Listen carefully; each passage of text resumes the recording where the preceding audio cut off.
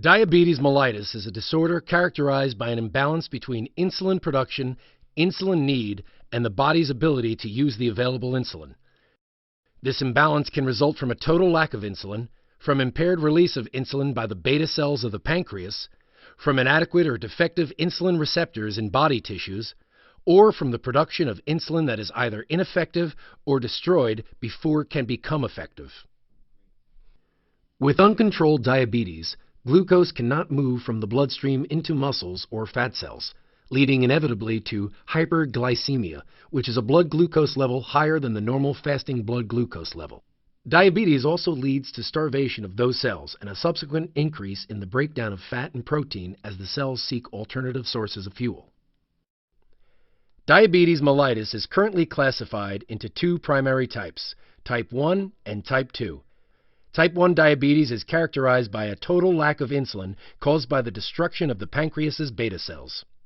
Type 1 is thought to arise from interaction between a genetic component and an acquired or environmental component, predominantly in response to an autoimmune process. Type 1 diabetes probably develops over the course of years, with beta cell destruction happening well before the disease is diagnosed. Diagnosis is usually in childhood. Because it results in virtually absolute insulin deficiency, type 1 diabetes is treated with insulin injections. Type 2 diabetes is far more common than type 1. As with type 1, the pathophysiology of type 2 diabetes involves both genetic and acquired factors. Among acquired factors, obesity and physical inactivity are of paramount importance. The metabolic abnormalities that lead to type 2 diabetes include insufficient secretion of insulin by the pancreatic beta cells, peripheral insulin resistance, and increased glucose output by the liver. In type 2 diabetes, hyperglycemia develops despite the availability of insulin. Type 2 diabetes usually manifests in adults older than 40, although it is being diagnosed in increasingly younger patients. Type 2 diabetes mellitus can often be controlled by diet, exercise, and oral hypoglycemic agents. People with type 2 diabetes mellitus may or may not require insulin injections. Regardless of the underlying cause of diabetes mellitus, blood glucose control is disrupted and glucose builds up in the blood to abnormally high levels, making the person hyperglycemic. Although there is excess glucose in the blood, the glucose cannot enter the cells and the cells are starved for energy. The liver recognizes the cell starvation and initiates gluconeogenesis, further increasing blood glucose levels. In hyperglycemia, glucose that should be used as energy within the body's cells is instead excreted through the kidneys in the urine. This is called glycosuria, a common sign of diabetes. Unable to utilize the blood's glucose, the insulin-deprived cells, starved for energy, begin to metabolize protein. This leads to the loss of intracellular potassium and phosphorus and to excessive liberation of amino acids. As osmotically active molecules of glucose remain at elevated levels in the blood, an osmotic effect between intracellular and extracellular fluid leads to severe fluid loss. Called osmotic diuresis, this dehydrating effect draws excessive fluid from the cells. As water and potassium pass out of the cells into the blood, this contributes to an electrolyte imbalance in which water loss exceeds the loss of glucose and electrolytes, contributing in turn to hyperosmolarity, or the abnormally elevated concentration of osmotically active particles of glucose in the cellular fluid. Hyperosmolarity encourages even more osmotic diuresis.